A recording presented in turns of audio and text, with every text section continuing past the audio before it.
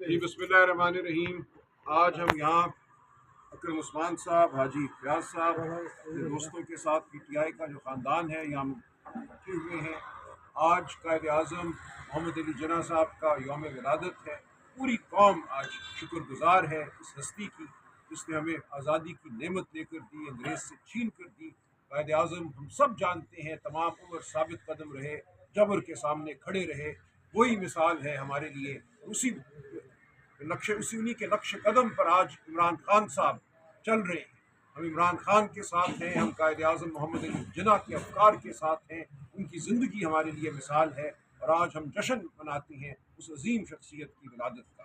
मेरे साथ कायद आज़म मोहम्मद अली जिन्ना जिंदाबाद, कायद आज़म मोहम्मद अली जिन्ना जिंदाबाद, इमरान खान जिंदाबाद, खान जिंदाबाद, PTI जिंदाबाद, PTI जिंदाबाद, पाकिस्तान जिंदाबाद, पाकिस्तान जिंदाबाद, पाकिस्तान जिंदाबाद। और मैं अकरम उस्मान साहब को खुशामदीद कहता हूँ।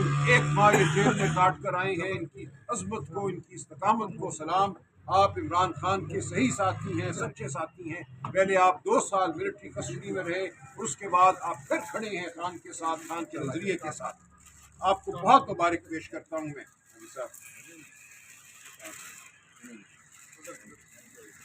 मियां अकरम उस्मान जिंदाबाद, मियां अकरम उस्मान जिंदाबाद। हाजी साहब